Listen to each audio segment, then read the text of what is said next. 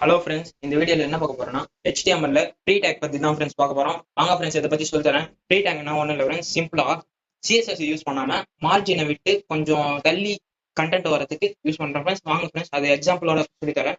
இதுக்குள்ள நான் ஒரு கண்டென்ட் கொடுக்குறேன் ஃப்ரெண்ட்ஸ். வெல்கம் டு இதுக்குள்ள நான் யூடியூப்னு கொடுத்துக்கிறேன் ஃப்ரெண்ட்ஸ். ஒரு பி டேக் கிரியேட் பண்ணிட்டேன். ஏன்னா உங்களுக்கு டிஃபரன்ஸ் காட்ட பி டேக் யூஸ் பண்றேன் ஃப்ரெண்ட்ஸ். வாங்க ஃப்ரெண்ட்ஸ், ரன் பண்ணி பார்க்கலாமா? பார்த்தீங்கன்னா ரெண்டும் சேமா தான் இருக்கு. பட் நான் இந்த ப்ரீ டேக் வச்சு என்ன யூஸ்ன்னு சொல்லி தரேன் ஃப்ரெண்ட்ஸ். இப்போ நான் வெல்கம்னுக்கு முன்னாடி கொஞ்சம் ஸ்பேஸ் விட்றேன் ஃப்ரெண்ட்ஸ். இவ்வளோ ஸ்பேஸ் போகிறேன் ஃப்ரெண்ட்ஸ். நான் இதே மாதிரி யூடியூபுக்கும் ஸ்பேஸ் விட்றேன்.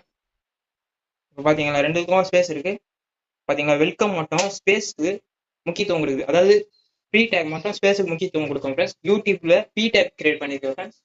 இது வந்து ஸ்பேஸுக்கு முக்கியத்துவம் கொடுக்காது ஃப்ரெண்ட்ஸ். என்ன ஃப்ரெண்ட்ஸ் ரெண்டுக்கும் டிஃப்ரென்ஸ் அடுத்த வீடியோவில் பார்க்கலாம்.